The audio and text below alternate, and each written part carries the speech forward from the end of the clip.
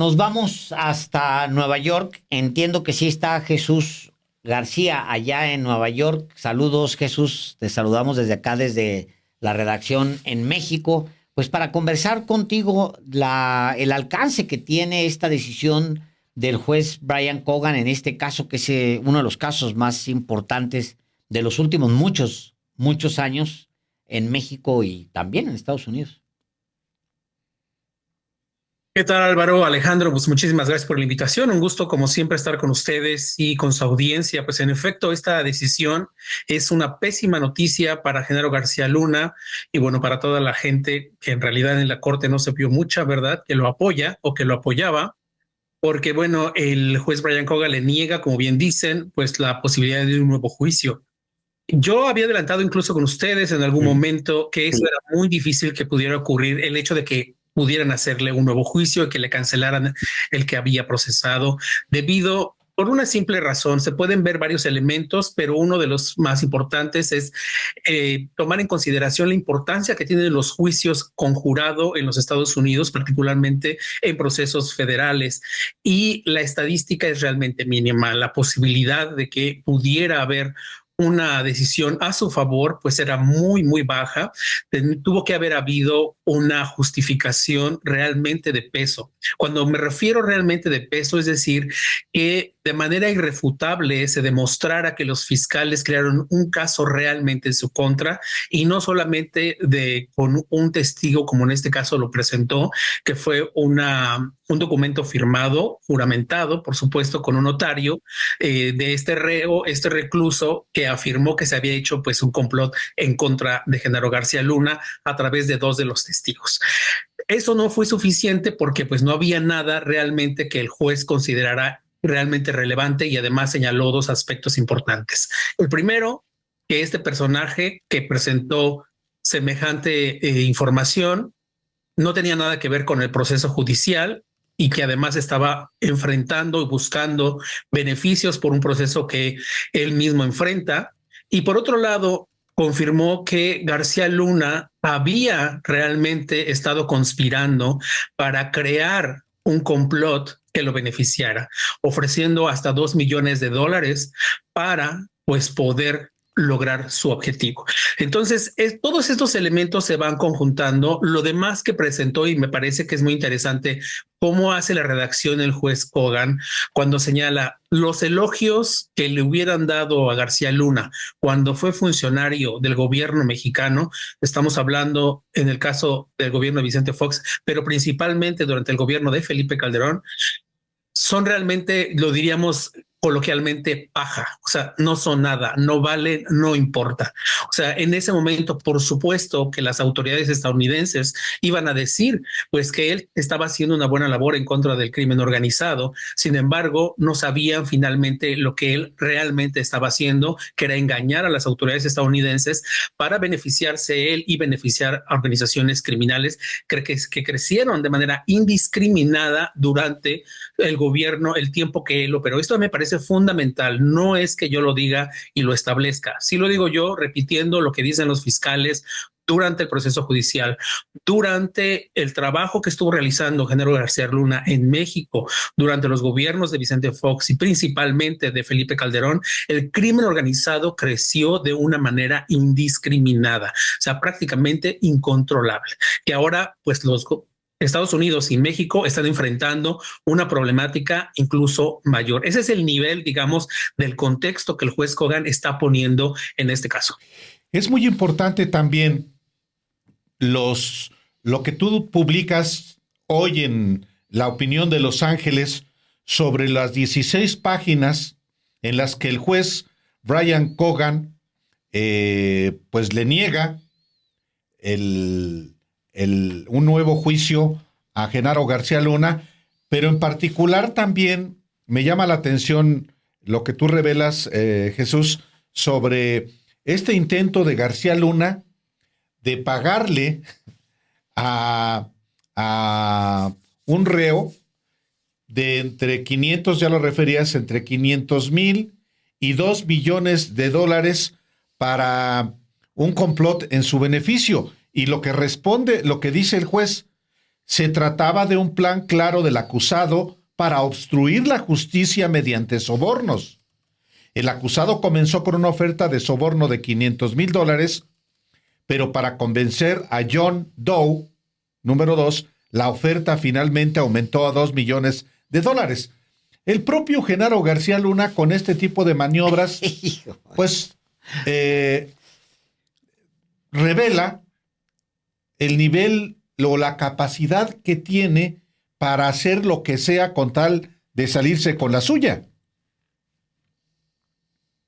En efecto, y es una de las cosas más interesantes. Digo, en la historia que tú estás ahora citando, el documento es de 16 páginas y no tiene desperdicio en la forma en que el juez resume el intento de apelación, porque yo lo llamo una moción apelación, es una moción tipo apelación que hace la defensa en la misma corte.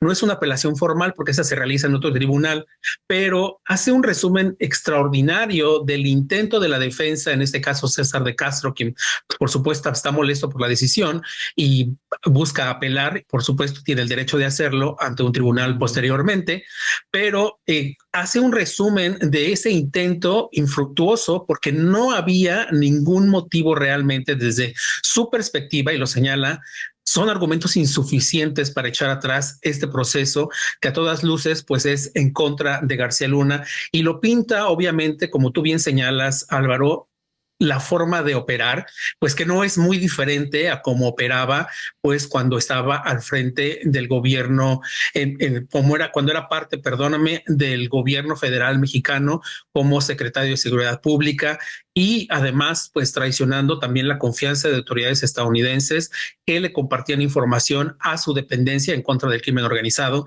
y que la utilizaba justamente para beneficiarse él y beneficiar a organizaciones criminales, en detrimento, por supuesto, de la seguridad en México. Aquí, digamos que después de lo que ha sucedido el día de hoy, lo siguiente que uno podría pensar es que Genaro García Luna empezaría a valorar más la idea de que se ha quedado solo, Jesús. Que siento como que todo este tiempo que ha estado allá en Estados Unidos, como que piensa que sus amigos de la DEA o del Departamento de Justicia, que sí, lo protegieron, lo cuidaron, lo usaron también, lo premiaron, lo entrenaron, iban a salir finalmente a su rescate. Pero eso no ha sucedido. Y entonces me parece que ya después de que se ha perdido esta oportunidad para Genaro García Luna, él, supongo, estará valorando algunas otras cosas. De entrada, pues, la parte clarísima que es la apelación. Pero a él le funcionaría todavía, Jesús, esa posibilidad existe de que él decida cooperar, digamos, con las autoridades, decir, ¿saben qué? Está bien, soy culpable. Soy un narco y órale, ni modo, ya. Ya me declararon y antes de que me llegue la sentencia, a mí me gustaría llegar a un acuerdo con las autoridades y hablar. Yo Sí, no trabajaba solo. yo no trabajaba solo. Tenía un jefe. Y el jefe es Felipe Calderón. Obviamente, todos estamos esperando que él en algún momento diga si le entregó dinero o si de qué manera enteraba a Felipe Calderón. ¿Esa posibilidad existe? ¿La ves, Jesús García? Bueno, existe, sí está sobre la mesa en cualquier momento, y es una cosa que yo he repetido desde que él se declaró no culpable, y aunque siguiera el juicio y estuviera el juicio en proceso, podía interrumpir el juicio y decir cambio, no, ya no puede cambiar de no culpable, sino que logra un acuerdo para una situación distinta jurídicamente, es decir, una sentencia distinta y una forma de encierro diferente. Justamente está en ese momento también todavía. Podría llegar a un acuerdo y decir, está bien, sí, quiero cooperar, pero quiero que mi sentencia, que ya está fija, o sea, está fijada la fecha, 9 de octubre, no se puede cambiar esa fecha, la tiene que cambiar, la tiene que determinar el juez, decir la sentencia que considere. Pero, por ejemplo, vamos a poner un escenario, ¿no? Que es su parte, digamos, de los escenarios que sí podrían ocurrir, que él dijera, saben que ya vi la apelación, ya hablamos con mi defensa, etcétera, me interesa como hablar y establecer algunas condiciones. ¿Para qué? Básicamente para mejorar su sentencia, el nivel de la sentencia, y para mejorar sus condiciones de encierro. no es para que anulen su sentencia necesariamente, aunque dependerá mucho de lo que él puede entregar, digamos, para poder, digamos, beneficiarse. De eso depende mucho. Ahora sí que como se dice en México, depende el sapo, la pedrada, depende de la pedrada, el sapo. Entonces, eso es básicamente como se estaría viendo. Sí existe esa posibilidad y es lo único que realmente le quedaría a él para poder tener mejores condiciones en prisión y mejores condiciones de sentencia. Hay que recordar que lo mínimo que puede enfrentar son 20 años y hasta cadena perpetua. Ahora, la gente pregunta, bueno, ¿podría no ser la cadena perpetua? Solo hay que tomar en consideración que la principal acusación es liderar una organización criminal por un largo periodo, que es la misma acusación que enfrentó el Chapo Guzmán como la principal. Ahí el Chapo enfrentó otros casos, ¿no? Pero también García Luna enfrentó acusaciones por conspiración por el tráfico de droga en los Estados Unidos, además de mentir a las autoridades estadounidenses en asuntos migratorios, que también es penado. Esa es, digamos, la pena menor, pero todos estos tipos de casos se van sumando para justamente generar una sentencia. O sea, la sentencia realmente no se ve como mínima considerando todos los elementos y comparado con otros casos. Entonces, incluso después de la sentencia y que ya lo envíen a una prisión distinta, si es el caso, o si el juez lo considera necesario, también dependerá mucho también de lo que digan las autoridades responsables de prisiones. Si es que él pide después, como lo está intentando ahora incluso el Chapo, cambiar las condiciones de su encierro, proporcionando información. Es decir, todavía le queda un periodo en que él puede estar negociando. Y eso es lo que hizo. Ya es muy distinto, Jesús, como le pasa al mismo Chapo Guzmán. Es muy distinto cuando ya estás preso, porque ya te probaron y ya te sentenciaron y ya estás fregado. Ya lo que sueltes, pues sí, te podemos o no hacer caso. Lo cual significaría, Jesús, que de aquí a que reciba la sentencia, 2 meses, 2 días. 2 meses, 2 días, tiene condiciones muy distintas. Si es que va a cantar contra Felipe Calderón en particular, tiene condiciones muy distintas que podría aprovechar. Exactamente, y eso es justamente lo que tiene que valorar, porque ya no le quedan realmente opciones. Muchos decían, bueno, todavía puede apelar ante una corte de apelaciones. Si lo que no logró en la corte de distrito, en la corte de apelaciones, es todavía mucho más difícil. ¿Por qué? Porque ahí tiene que demostrar varias cosas, dependiendo de cuál sea digamos, si utiliza el mismo argumento, tiene que demostrar el procedimiento de los fiscales que fue erróneo, por ejemplo, esa es una parte de la apelación, que los testigos que se presentaron eran insuficientes o lo que ellos quieran presentar, básicamente, para realmente integrar toda esta información como se pide en una corte de apelaciones, tarda mucho tiempo. Los jueces tienen que evaluar primero si aceptan o no ese caso, y si lo aceptan, pueden tardar entre 6 y 2 años en tomar una decisión. Y eso si realmente es una decisión a favor. También el porcentaje es muy mínimo en casos particulares, en procesos liderados, y yo repito mucho esto porque es muy importante, liderados por un jurado. Es decir, los casos liderados por un jurado, sobre todo a nivel federal, es muy difícil que puedan revertirse, porque justamente el jurado ayuda a tomar decisiones, pues justamente como señalan los jueces, más allá de la duda razonable, es decir, está protegido a través, pues, de esa leyenda que parece mínima o ya incluso a veces un lugar común, pero que es muy importante y que es parte, digamos, del argumento en los tribunales, justamente para no dejar duda de que esta persona cometió tal o cual delito, como es el caso de García Luna, que bueno, fue acusado y fue convicto por 5 delitos federales.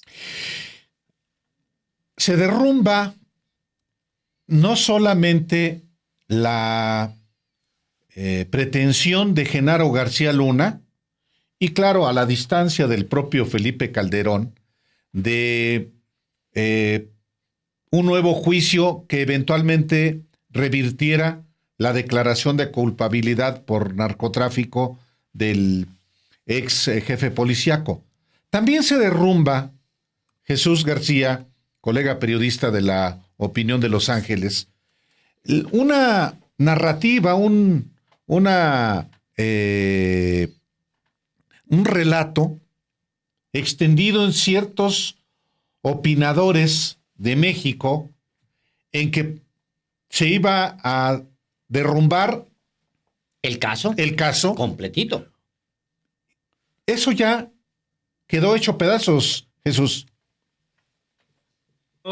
Tuve confrontamientos incluso en Twitter con varias personas que me escribían incluso mensajes privados, ¿no? Cuando yo hacía muchas críticas contra estos opinadores que señalaban que el caso básicamente estaba completamente, iba a ser echado para atrás. El juez Kogan estaba viendo que había sido un desastre, que los fiscales habían hecho un desastre, que no iba a sostenerse y que en primer lugar, yo decía, bueno, estas personas que están escribiendo eso, en primer lugar, pues tienen unos contactos con los fiscales que ya los quisiera tener, y lo voy a decir de esta forma, reconociendo la importancia que tiene el New York Times. O sea, el New York Times, que tiene periodistas dedicados exclusivamente a casos judiciales y que tienen lugares especiales en las cortes federales en los Estados Unidos y acceso a ciertas fuentes que muchos otros medios, tenemos que ser honestos, nos cuesta mucho más trabajo tener, aunque logremos tenerlas evidentemente.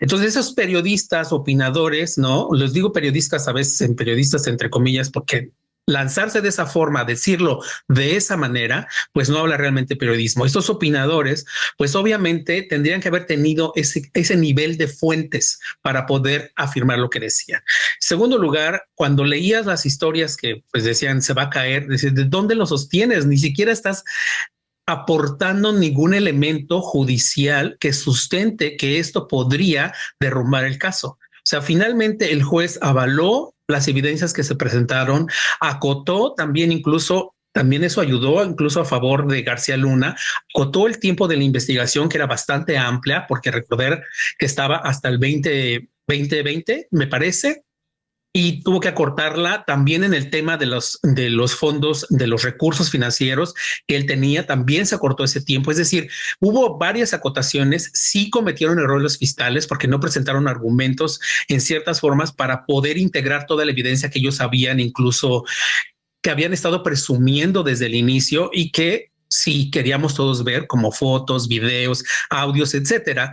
Pero aún a pesar de ello, la forma en que se construyó el proceso, pues sí generó esta tríada de las evidencias con los testigos y conectar los elementos suficientes, pues para llevar a García Luna, pues a ser convicto y ahora, pues pronto a ser sentenciado. En definitiva, sí creo que esto tiene que aprender también los opinadores a ser más responsables en la forma en que presentan este tipo de argumentos sin tener ni siquiera los conocimientos judiciales básicos de cómo son los procesos en los Estados Unidos. Y repito, tuve yo varias confrontaciones con algunos de ellos a través de mensajes directos, porque justamente era eso, es decir, ¿cómo estás hablando de algo que ni siquiera existe? O sea, ¿de dónde te sacaste esa información? ¿No? O sea, hay que ser responsables porque lo único que generas es un ambiente en primero decir que el sistema judicial de Estados Unidos, no estoy diciendo que sea perfecto, no existe un sistema judicial perfecto, eso lo sabemos en el mundo. Sin embargo, el sistema judicial de Estados Unidos se cuida en muchos frentes porque lo que es de las cosas, de las instituciones más importantes que tiene Estados Unidos dentro de su sistema de gobierno, es el sistema judicial y sí lo protegen mucho.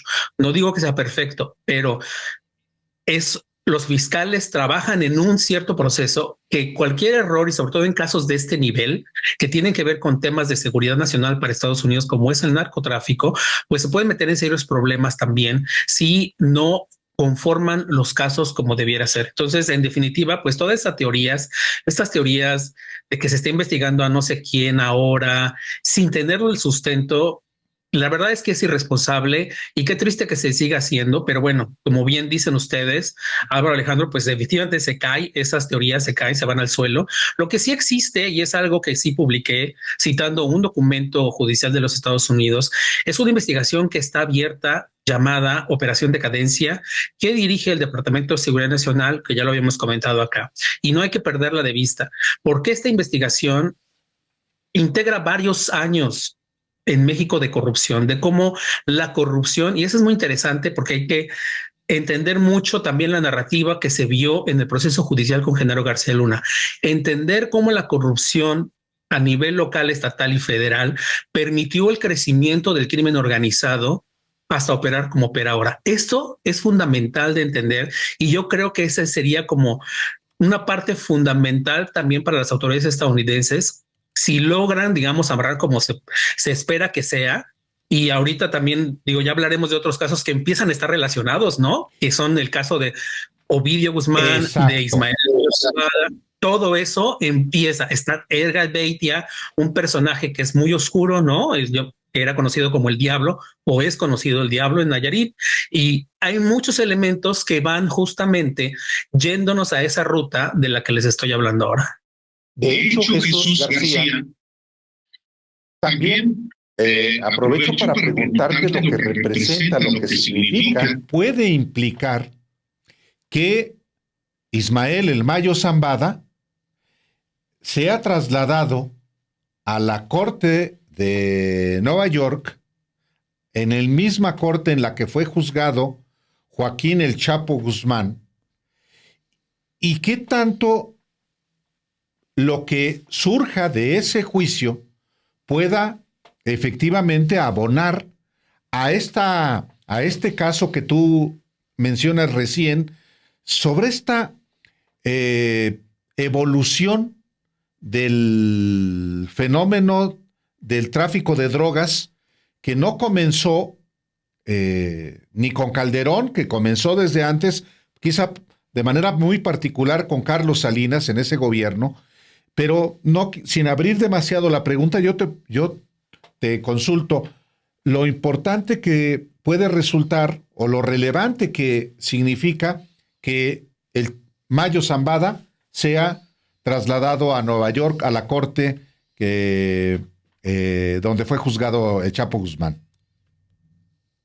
Desde que fue detenido y estaba en el Paso, la primera pregunta que me hacían, oigan, ¿y dónde se va a quedar en el Paso o lo van a llevar a otra corte?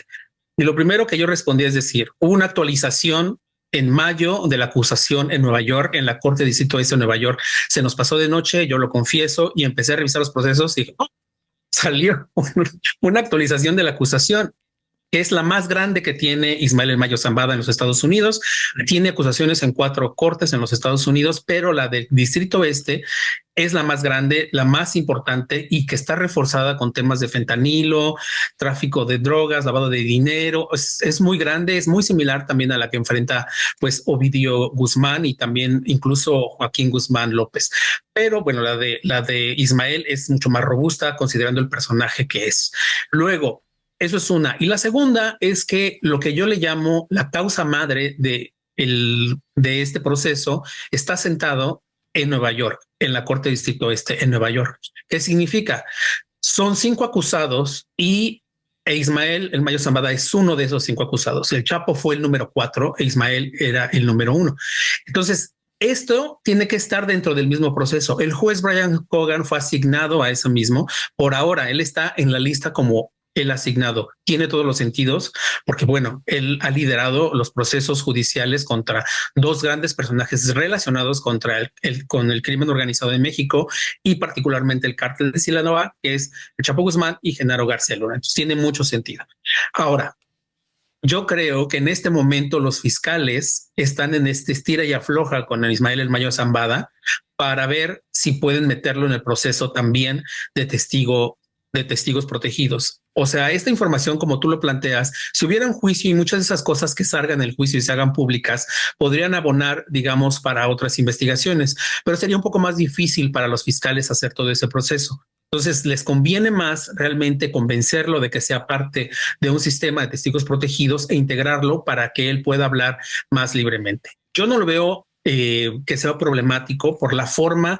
Hay cosas que el presidente López Obrador ha revelado y la secretaria Rosa Isela Rodríguez lo han revelado, pero yo creo que hay un reporte muy completo por parte de Estados Unidos que ellos no pueden revelar por obvias razones de seguridad y de procesos judiciales, que si se revelan, se rompen esos procesos judiciales y pueden incluso dejarle en libertad a un personaje como Ismael Mayo Zambada o Joaquín Guzmán López. Entonces, lo vimos en la mañanera que dijo Andrés Manuel, estaba hablando y después dijo, bueno, hay cosas que no podemos decir porque son muy delicadas, ¿no? O sea, muy delicadas, y tiene razón, qué bueno que se detuvo, pero lo que nos deja ver ahí es que tienen un reporte mucho más completo del que nos están revelando también. Entonces eso hay que poner atención, porque sí hay un proceso importante de negociación. No es fácil esta negociación, nuevamente por considerando el tipo de personaje que es Ismael el Mayo Zambada. O sea, no es cualquier personaje. Podría hablar básicamente, pues, ¿de cuántos gobiernos? ¿Desde cuándo dijiste te fuiste tú? Bueno, Carlos Salinas. Jesús, Operación Decadencia, de lo que tú hablabas, el 4 de marzo publicas tu primer texto sobre Operación Decadencia. Justamente, pues si quieres resumirlo, es el Mayo Zambada. O sea, son décadas y décadas de crimen organizado en la vida de una misma persona. Retomo hacia donde empujaste la conversación, porque es casi de regresarnos al primer punto. Y con la declaración de culpabilidad, y sobre todo de García Luna, y sobre todo con la apelación, Felipe Calderón había estado callado todo este tiempo. Cuando lo detienen, se le fue internet y luego de repente apareció en España, ya sabes, todo eso que sabemos. Se le mojó el celular, lo perdió, lo dejó en algún lugar por ahí, etcétera, porque no tuiteó, no habló sobre el tema. De hecho, publica un documento político el día que lo declaran culpable. O sea, un texto que obviamente nadie volteó a ver, ni importó, ni nada, porque pues el tema estaba en García Luna. Sin embargo, ahora en estas semanas que vienen, que son cruciales, decías, Álvaro, 2 meses. Sí, el 9 de octubre. Pues falta agosto, septiembre y 9 días. Y 2 días. 2 días. Y 2 días. Digamos que entramos a la zona de turbulencia, Jesús. No sé si la veas ahí. Seguramente va a estar mudo otra vez, se le va a perder el teléfono a Calderón. Va a estar, porque lo que viene es un periodo en el que realmente puede entrar en riesgo. O sea, si Genaro García Luna dice, yo informé, espérenme, yo informé de todo absolutamente, con eso tienes a Felipe Calderón Hinojosa, presidente de los Estados Unidos mexicanos. Con eso tienes para que, no sé, Estados Unidos razone la idea de abrirle un proceso a Calderón, Jesús, ¿o cómo lo ves? Definitiva, fíjate, estaba yo haciendo una revisión, he estado monitoreando igual la cuenta del expresidente, y no porque me encante monitorearla, pero bueno, es parte del trabajo que tenemos que hacer. Y no he escrito nada absolutamente de lo que es la nota del día. Anda en Venezuela. Para México. Entonces, es inaudito, o sea, nos envía mensajes muy claros. Yo creo que sí, por supuesto hay preocupación, no solamente del expresidente, sino de otros funcionarios o exfuncionarios, más bien, que bueno, saben que podrían ser salpicados, y también hay que reconocerlo, porque yo también lo he establecido así, incluso en mi libro sobre el Chapo, hablando de cómo ascienden estos criminales, pues no ascienden solos, o sea, ascienden. Su ascenso tiene que ver con la corrupción que va de la mano, y cómo la corrupción no solo es federal, sino es local y es estatal, porque son finalmente los primeros muros en este proceso, que al final, para obviamente operaciones mucho mayores como las que realiza el Cártel de Sinaloa, ya tiene que ver pues el gobierno federal y diversas divisiones, incluyendo también pues algunas áreas del ejército, de grupos que bueno, finalmente hacen colusión con estos grupos organizados. Entonces, sí, en definitiva, me parece que hay que poner mucha atención. Sí, van a ser meses complicados para ellos, pero yo creo que también hay que tomar mucho en consideración y lo que va a ocurrir con el Mayo Zambada. O sea, vuelvo a lo mismo, es importante por varias cosas, y puede o no, y la pregunta siempre me hacen, puede o no convertirse en un testigo o no. Es muy viable. En primero, tiene un periodo para cambiar su sentido de culpabilidad, es decir, esto ya son menos de 30 días en que puedas cambiar de no culpable a culpable, lo cual le permite hacer una negociación mucho más fácil para él en cuanto a sus condiciones de estar detenido. Y en segundo, él está enfermo, está muy enfermo. Nosotros tuvimos, en la opinión, yo no pude ir esa ocasión, pero tuvimos un reportero que fue enviado, el periodista Luis Chaparro, que es un extraordinario periodista, estuvo trabajando para nosotros justamente para esta historia. Y bueno, la descripción que él hace de cómo estaba el Mayo Zambada, pues es una persona que está muy enferma. O sea, no es una persona que está en buenas condiciones. ¿Qué significa eso? Que no podría enfrentar tan fácilmente un proceso judicial como el que enfrentaron el Chapo García Luna. ¿Por qué? Porque además tendría que enfrentarlo en encierro. Ahorita no está encerrado en una prisión federal, está en una prisión que no se ha determinado específicamente por decisión del juez y por las negociaciones que están haciendo con los fiscales. En su traslado a Nueva York, tampoco estamos viendo todavía claridad porque todavía no se sabe cuándo se va a hacer. Quizás antes de que lo trasladen logre el acuerdo. Entonces, todo eso se tiene que tomar en consideración para entender que los procesos tampoco son fáciles, pero los tiempos tampoco son tan extensos. O sea, sí hay un tiempo limitado y tendríamos que saber antes de que termine el año cuál va a ser la condición de el Mayo Zambada. Y digo antes de que termine el año, antes de 2 meses, cuál es exactamente su posición y si va a continuar a juicio. También hay que considerar que la jueza calificó este juicio como inusual. Eso es algo realmente poco común, que se califiquen de esa forma. Los procesos judiciales siempre se califican como complicados. Este es un juicio complicado o un caso complicado, pero cuando lo ponen complicado e inusual, ahí hay cosas que se están moviendo que nos permite entender que hay pasos que los fiscales tienen que seguir pues con pies de plomo, porque vuelvo a lo mismo y no hay que perder de vista en ningún momento quién es Ismael El Mayo Zambada. O sea, no hay que reducirle el nivel histórico de la historia negra de México del personaje que él representa. No, de ninguna manera. Es de los capos del narcotráfico en México que tiene medio siglo de dedicarse a esta actividad, o sea, pero y al más alto nivel, sí.